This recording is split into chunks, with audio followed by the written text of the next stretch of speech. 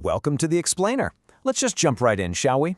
Today, we're taking a look at the wild, almost totally contradictory state of Celtic Football Club in the year 2026. On one hand, you've got a team that is pulling off absolute miracles under the stadium lights, and on the other, an institution that seems to be fighting a fierce, exhausting battle against its very own internal structures. It's a story of incredible highs and some seriously concerning lows. So here's the central mystery we're unpacking today. How exactly can a club conquer Europe on a Thursday night, yet look like it's facing total structural collapse at home by Sunday? We're going to explore this massive juxtaposition between the sheer romance of their on-pitch success and the grim reality of their behind-the-scenes turmoil. It really is a tale of two entirely different football clubs operating under the exact same badge. Let's move to and see how this builds, because context is absolutely everything here. To really grasp the weight of Celtic's recent European success, we have to trace their historic pedigree in the Netherlands. Think back to 1982, with that unforgettable 2-2 draw against Ajax at Celtic Park, which set up an unlikely victory in Amsterdam. Then jump to 2001, where Martin O'Neill masterminded a famous win over Ajax. And that brings us right to 2026, finally breaking a 24-year drought with an astonishing away win against Feyenoord. What's truly fascinating is the sheer raw emotion tied to these European nights. I mean, just listen to this quote from former Celtic striker Frank McGarvey about that 1982 clash against Johan Cruyff's mighty Ajax. He literally called it the greatest game of football he ever played in. He marveled at how an aging Cruyff pulled the strings, and how Celtic, playing against a squad that had Marco van Basten on the bench, went out there and went toe-to-toe with absolute legends.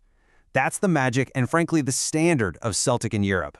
Now fast forward to 2026, and it feels like that exact same magic has been recaptured. After beating Feyenoord, manager Martin O'Neill was absolutely beaming. He proudly said that Celtic passed them off the pitch. You know, getting a win away from home in Europe is incredibly tough, but to do it in Holland for the first time in over 2 decades, it breathed a massive breath of life right into their European campaign. And the crazy part? It hasn't just been a one-off performance. The players are putting on an absolute show. In a nail-biting 4-3 thriller against FC Utrecht, Austin Trusty completely redeemed himself after all the criticism he faced last season, stepping up to score the crucial 4th goal to settle everyone's nerves. Then you've got Yang, who O'Neill praised for his natural talent, just taking players on and making things happen. Plus, Kobe Donovan, who had a really tough time at Hearts, stepping up admirably against highly rated European opposition. These standout moments have been incredible, securing Celtic's 7 well-deserved points on the board. Section 1. The Domestic Reality Check. From European dreams to boardroom nightmares.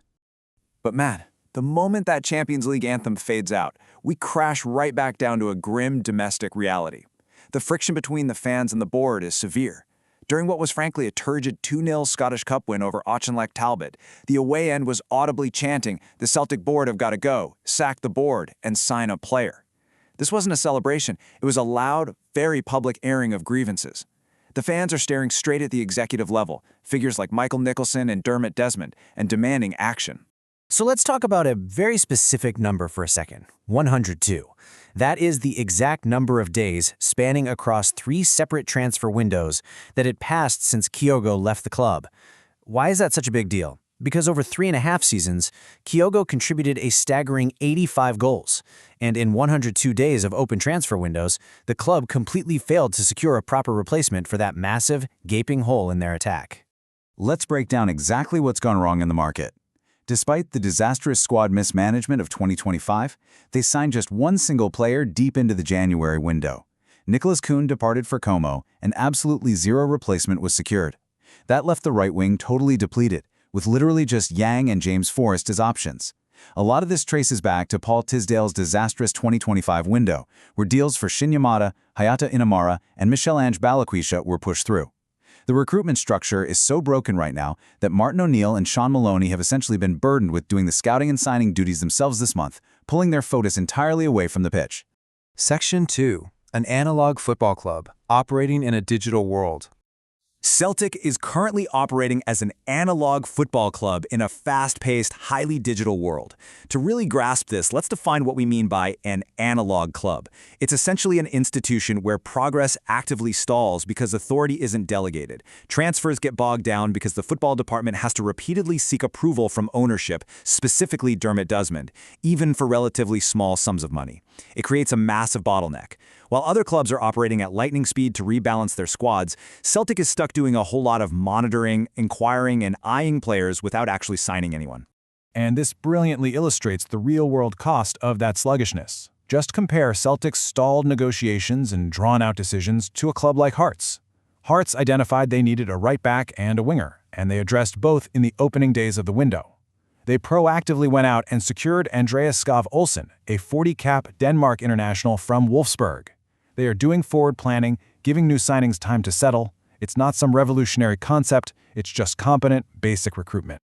Now, there's this myth that gets thrown around a lot in football. January is a difficult window to do business in, but the actual track record proves that is absolute nonsense. Under Ange Postecoglou and Brendan Rodgers between 2022 and 2024, Celtic were proactive and fast. They brought in Rio Hatate, Daisen Maeda, and Adam Aida in January. Rodgers' signings of Aida and Kuhn alone eventually netted the club a combined £23.5 million in profit.